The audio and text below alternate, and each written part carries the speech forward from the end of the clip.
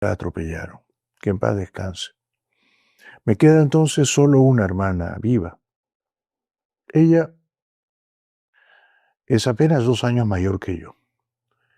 Ella estudió psicología, se casó, tuvo 4 hijas que la adoran y nunca ejerció su oficio, su profesión, nunca trabajó realmente porque se dedicó de cuerpo y alma a hacer felices a sus hijas, que como dije, la adoran.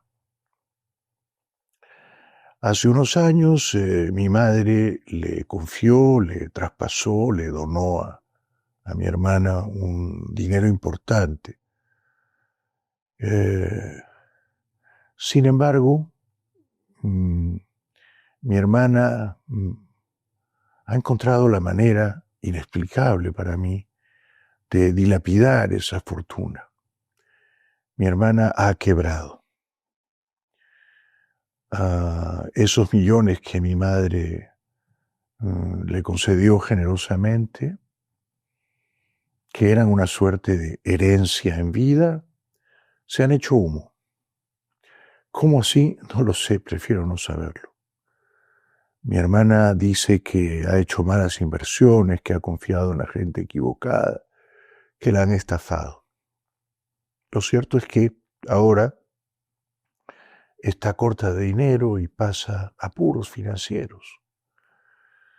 Cuando mi madre hace unos días me sugirió que yo ayudara a mi hermana, le dije, haré lo posible, dile que me escriba, y en efecto, mi hermana me escribió un largo correo electrónico. Al leerlo me emocioné mucho, derramé unas lágrimas, me dio mucha pena todo, porque mi hermana y yo de niños fuimos muy amigos, éramos muy amigos.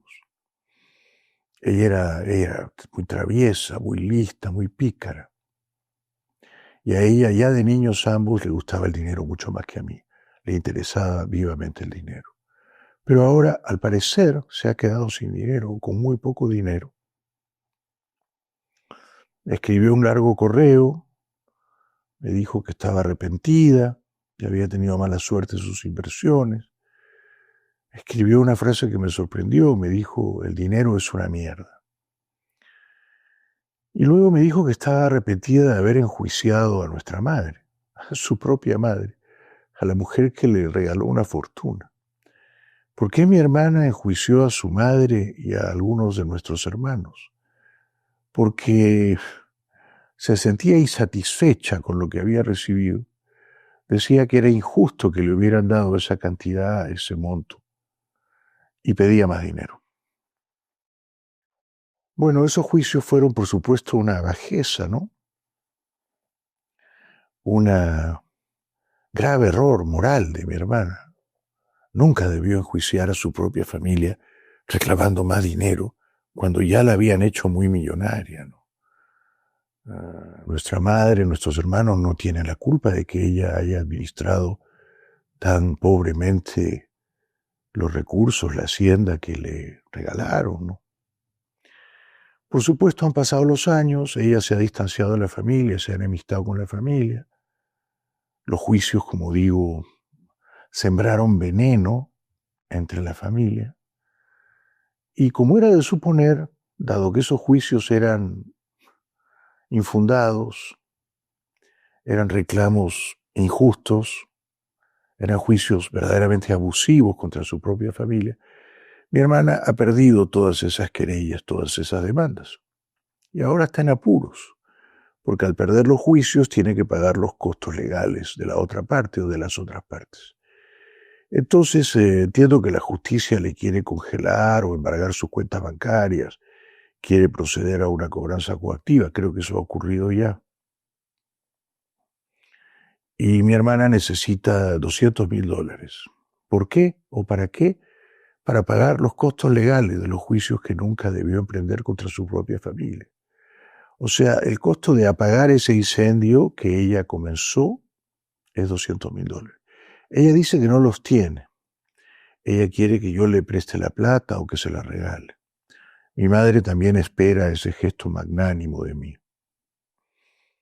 Yo he dejado que pasen los días, he meditado, lo he consultado con mi esposa, con alguien más de la familia,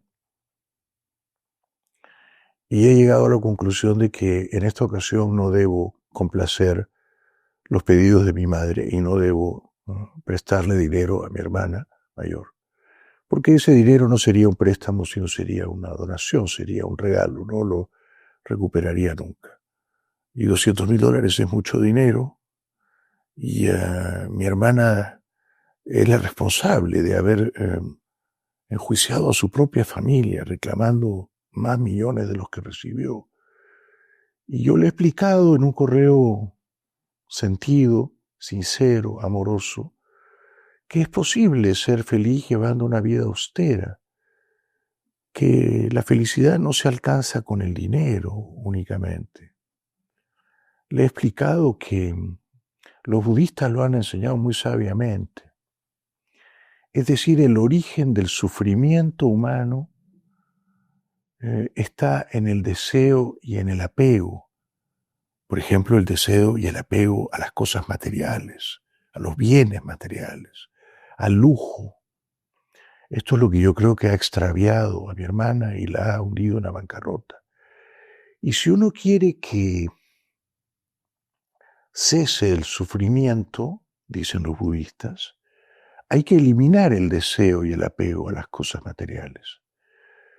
O sea, el estado de nirvana, el estado de paz natural, permanente, se alcanza cuando uno se desapega de las cosas materiales, del dinero, del lujo.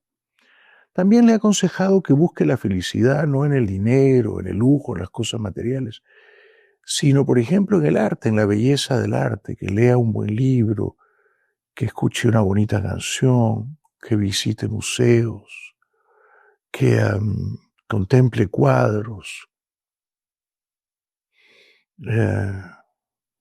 que vea una gran película. Allí está también escondida la felicidad.